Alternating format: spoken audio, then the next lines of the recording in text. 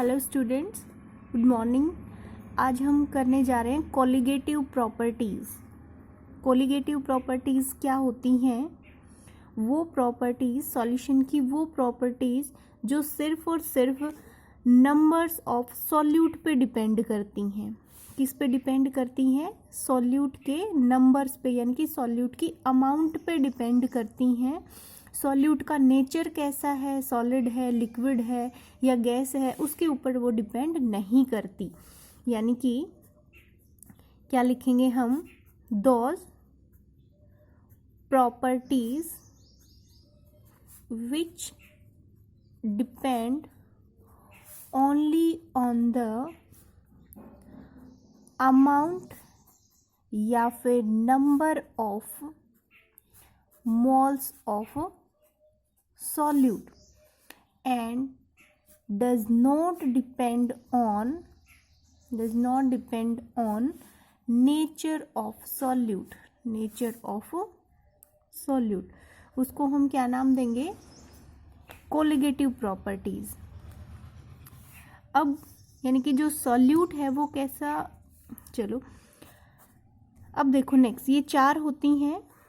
मैंने first lecture में भी बताया था, इससे पहले जो लेक्चर दिया था, relative lowering of vapour pressure. First क्या है? Relative lowering of vapour pressure. Second है osmotic pressure. Third elevation in boiling point. और फोर्थ है डिप्रेशन इन फ्रीजिंग पॉइंट। तो आज का जो मेन टॉपिक है वो है अपना relative lowering of vapour pressure. Relative lowering of vapour pressure में जो सॉल्यूट है वो अपना नॉन वोलेटाइल होता है। रॉल्स लॉ हमने पढ़ा था, याद होगा सबको, Rawls law for non volatile solute. Relative lowering of vapour pressure में हमने क्या करना है? Rawls law for non volatile solute, ये वाला केस हम इसमें करेंगे। तो यहाँ पे देखो, हमें पता है सॉल्यूशन किसका बनता है? सॉल्यूट और सॉल्वेंट का। इस केस में हम क्या लेते हैं? सॉल्यूट को नॉन वोलेटाइल यानी कि जिसके वेपर प्रेशर, यानी जो वेपर्स ना बनाए, यानी कि इसको हम क्या लेंगे? सॉलिड फॉर्म में। फॉर एग्जांपल हम यूरिया ले सकते हैं। यूरिया का फॉर्मूला होता है NH2CO, NH2। ग्लूकोज ले सकते हैं C6H12O6। सुक्रोज ले सकते हैं C12H22O11। ठीक है, यानी कि ये ऐसे सॉल्यूट हैं जो सॉलिड फॉर्म में हैं और जो वेपर्स नहीं बनाते हैं। ऐसे ही इधर सॉल्वेंट के केस में हम क्या लेंगे? वोलेटाइल, जो इजीली वेपर्स की फॉर्मेशन कर दे, उसको हम लिक्विड की फॉर्म में लेंगे। जैसे कि वाटर हो गया, मिथेनॉल हो गया C2H5OH, इथेनॉल हो गया, बेंजीन हो गया C6H6, टॉल्यून हो गया C6H5CH3। टॉल्यून क्या होता है? बेंजीन के ऊपर CH3। तो ये कैसे सॉल्वेंट हैं? जो वेपर्स की फॉर्मेशन कर देते हैं। सॉल्यूट हमने कैसा लेना है? नॉन वोलेटाइल, जो वेपर की फॉर्मेशन ना करे। ओके, तो अब यहाँ पे देखो, हम पढ़ रहे relative lowering of vapour pressure.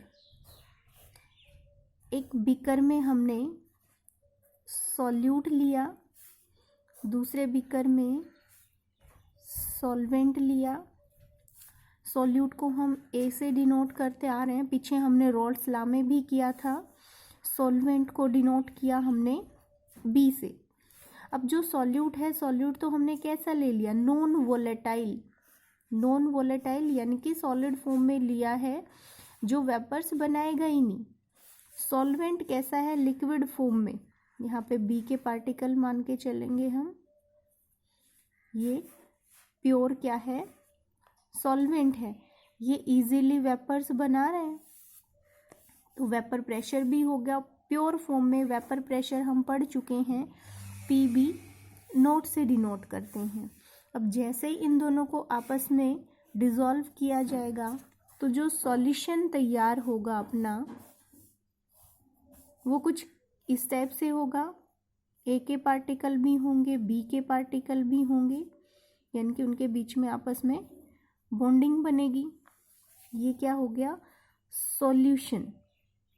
अब यहाँ पे देखो, ए के पार्टिकल जो हैं वो तो वेपर बनाएंगे नहीं, सिर्फ बी के पार्टिकल जो हैं वो वेपर बनाएंगे। यहाँ पे बी के पार्टिकल, सॉल्यूशन में बी के पार्टिकल जो प्रेशर लगाएंगे वो क्या आ जाएगा, पी बी। ठीक है, पी ए तो क्या है, 0 है।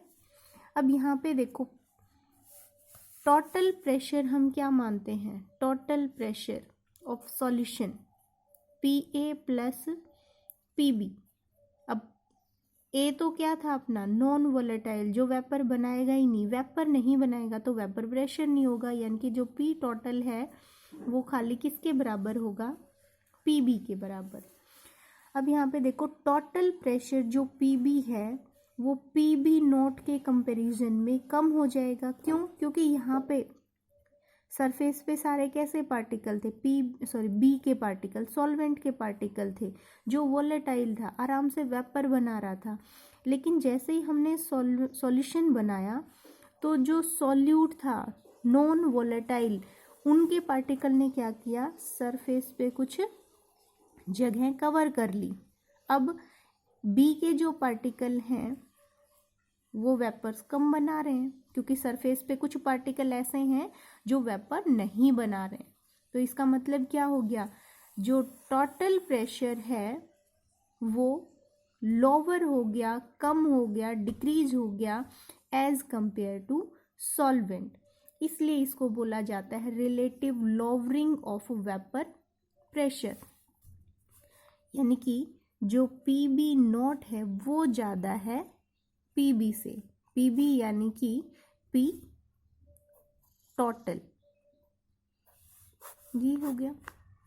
अब ये इसको हम डिराइव कैसे करेंगे, उसके लिए देखो, अकॉर्डिंग टू रॉल्स लॉ हमें पता है P A not is equal to क्या होता है, P A dot X A, X यहाँ पे क्या है, मोल फ्रैक्शन ऑफ सॉल्यूट। ऐसे ही P B not is equal to P A is equal to P A not X A, P B is equal to P B not x B. P B यहाँ पे क्या है, vapour pressure of solvent in solution, ये vapour pressure of solvent in pure form, ये हो गया। अब P total हमें पता है किसके बराबर है, P a plus p b के बराबर। ये तो सारा क्या हो गया, 0, यानी कि ये 0 हो गया। तो p total is equal to क्या आ गया अपना, पी बी। पी बी की वैल्यू पुट कर सकते हैं, p B not x b. अब यहाँ पे पी बी नॉट को हम इधर नीचे लेके आ सकते हैं, पी टोटल अपॉन में p B not is equal to x b. अब दोनों साइड हम 1 में से इनको सब्ट्रैक्ट करेंगे तो क्या आएगा अपने पास, P B not minus P total upon P B not is equal to 1 minus X B. हमें पता है X A plus X B is equal to 1 होता है, तो यहाँ से एक्स ए की वैल्यू अगर हम निकालना चाहें तो क्या आएगी, ये इसकी जगह पे हम एक्स ए पुट कर सकते हैं। इस टर्म को बोलते हैं relative lowering of vapour pressure, यानी कि जो सॉल्वेंट का वेपर प्रेशर था वो ज़्यादा है, उसमें से हम क्या घटा रहे हैं, टोटल सॉल्यूशन का जो प्रेशर आया वो यानी कि वो कितना डिक्रीज हुआ इसको दिखा रहे हैं। तो ये क्या आ जाएगा, relative lowering of vapour pressure. अब देखो यहाँ पे ये क्या है, मोल फ्रैक्शन ऑफ सॉल्यूट, यानी कि relative lowering of vapour pressure किसके बराबर आ गया, मोल फ्रैक्शन ऑफ सॉल्यूट के बराबर। अब हम पढ़ रहे हैं कोलिगेटिव प्रॉपर्टी, और हमने बोला कि relative lowering of vapour pressure जो है वो एक कोलिगेटिव प्रॉपर्टी है। अब हमें ये प्रूफ करना है कि ये कैसे एक कोलिगेटिव प्रॉपर्टी है। तो देखो, relative lowering of vapour pressure किसके बराबर आया, एक्स ए के बराबर, ठीक है, मोल फ्रैक्शन ऑफ सॉल्यूट। अब मोल फ्रैक्शन किसके बराबर होता है, number of moles of solute upon में total number of moles of solution, यानी कि number of moles of solute upon में total number of moles solvent. और अब यहाँ पे देखो ये क्या है, number of moles of solute. और हम पढ़ चुके हैं कि जो कोलिगेटिव प्रॉपर्टी है वो किस पे डिपेंड करती है, number of moles of solute पे। तो इसलिए हम कह सकते हैं कि ये जो relative lowering of vapour pressure है वो एक कोलिगेटिव प्रॉपर्टी है। ओके, अब नेक्स्ट आता है मॉलिक्यूलर मास ऑफ सॉल्यूट कैसे फाइंड आउट करना है। बंद करिए। Relative lowering of vapour pressure से हम क्या फाइंड आउट करेंगे, मॉलिक्यूलर मास ऑफ सॉल्यूट। अब यहाँ पे देखो, relative lowering of vapour pressure किसके बराबर आ गया, number of moles of solute upon में total number of moles of solute. तो यहाँ पे हम इसको नेग्लेक्ट कर सकते हैं, यानी कि इसको हम यहाँ पे नेग्लेक्ट कर सकते हैं। ये क्या है, अपना सॉल्यूट की अमाउंट जो सॉल्वेंट की अमाउंट से बहुत कम होती है, तो इसको हम यहाँ पे नेग्लेक्ट कर सकते हैं। तो यहाँ पे देखो, नंबर ऑफ मोल्स क्या होता है, मास अपॉन में molar mass, mass of solute upon में molar mass of solute upon mass of solvent upon molar mass of solvent. Relative lowering of vapour pressure is equal to, इसको अगर हम ऊपर लेके जाना चाहेंगे तो ये उल्टा हो जाएगा, यहाँ पे डब्ल्यू ए अपॉन में एम ए, यहाँ पे क्या बचेगा डब्ल्यू बी, और एम बी यानी कि यहाँ पे ऊपर चला जाएगा। ये क्या है, mass of solute, molar mass of solute, mass of solvent, molar mass of solvent.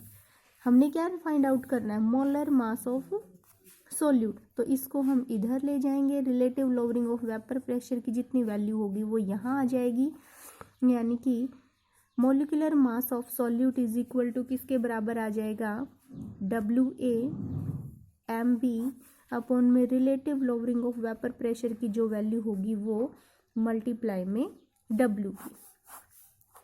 तो ये है कोलिगेटिव प्रॉपर्टी में जितना हमने निकालना है वो सारा ऐसे करना है। पूछा जा सकता है इसमें मॉलिक्यूलर मास फाइंड आउट करो, कैसे फाइंड आउट करेंगे, ये एक कोलिगेटिव प्रॉपर्टी कैसे है, ये होगा। चलो इसका एक न्यूमेरिकल करके देख लेते हैं हम। न्यूमेरिकल तुम्हें गिवन है, the vapour pressure of pure benzene, vapour pressure of pure benzene at a certain temperature is 0.850 bar, यानी कि प्योर सॉल्वेंट का तुम्हें क्या दे दिया गया है, इसमें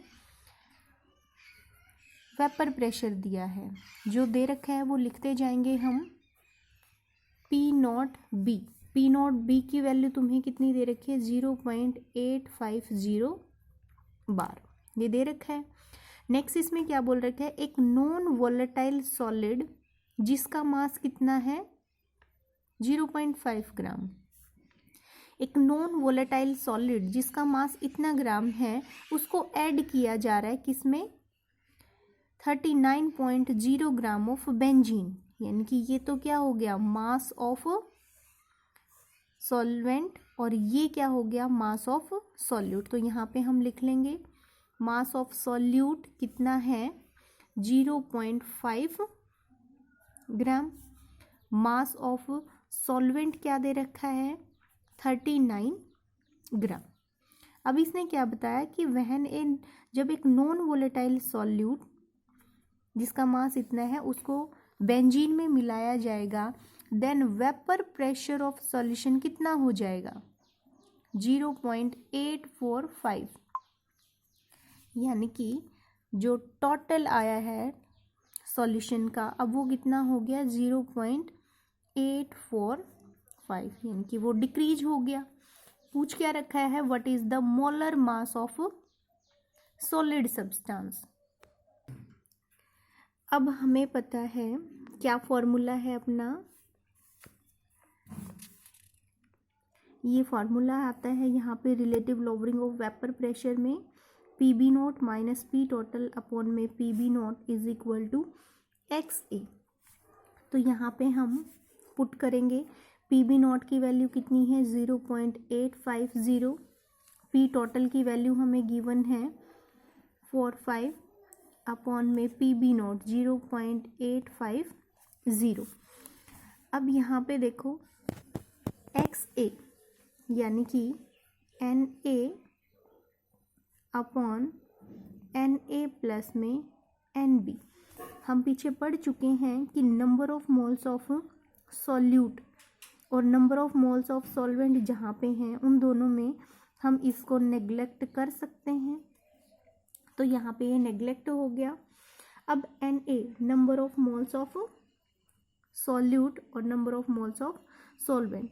अब Nb की वैल्यू हम यहाँ पे निकालेंगे, number of moles of solvent. Moles कैसे निकालते हैं हम, मोल्स निकालने का फॉर्मूला है मास ऑफ सॉल्यूट अपॉन में molar mass of solvent. Mass of solvent क्या दे रखा है हमें 39, कितना दे रखा है 39 अपॉन में मोलर मास ऑफ सॉल्वेंट जो बेंजीन है उसका मोलर मास होता है 78। तो इसको जब हम सॉल्व करेंगे तो ये अपने पास आ जाएगा 0.5 मोल्स। यहाँ पे हम पुट कर सकते हैं इसको, तो यहाँ पे पुट करेंगे हम 0.850 minus 0.850 is equal to mole fraction of solute upon में मोल्स ऑफ सॉल्यूट अपॉन में मोल्स ऑफ सॉल्वेंट। कितना निकाला है हमने 0.5। जैसे इस सबको सॉल्व करके इसको हम इधर लेके जाएंगे, ये मल्टीप्लाई में चला जाएगा यहाँ पे, तो जो Na की वैल्यू है वो कितनी आ जाएगी यहाँ पे 0.0294 मोल्स आ जाएगी। अब हमें पता है देखो Na इज इक्वल टू किसके बराबर होता है WA अपॉन में Ma, mass of solute upon में मोलर मास ऑफ सॉल्यूट। ये हमें गिवन है 0.5, ये हम यहाँ पे अब फाइंड आउट कर चुके हैं। यहाँ पे इनकी वैल्यू पुट करेंगे तो अपने पास क्या आ जाएगा Ma की वैल्यू, यानी कि molar mass of solid substance, यानी कि सॉल्यूट का हमारे पास आंसर आ जाएगा। इसको इधर ले जाएंगे तो ये क्या आ जाएगा WA अपॉन में, इसको सॉल्व करेंगे दोनों की वैल्यू पुट की जाएगी 0.5 अपॉन में 0.0294, इसको सॉल्व करेंगे ये आ जाएगा 170.07 ग्राम पर मोल। तो इस टाइप से यही फॉर्मूला लगा के हमने इस क्वेश्चंस को सॉल्व किया है। जितने भी न्यूमेरिकल्स हैं relative lowering of vapour pressure, इसको सबको हमने ऐसे ही सॉल्व करना है। तो आज का टॉपिक था ये relative lowering of vapour pressure. इसके न्यूमेरिकल सॉल्व करके देखने हैं, इम्पॉर्टेंट है ये बहुत। ओके, इससे नेक्स्ट आगे हम कल करेंगे ऑस्मोटिक प्रेशर, फिर एलिवेशन इन बॉइलिंग पॉइंट और फिर डिप्रेशन इन फ्रीजिंग पॉइंट।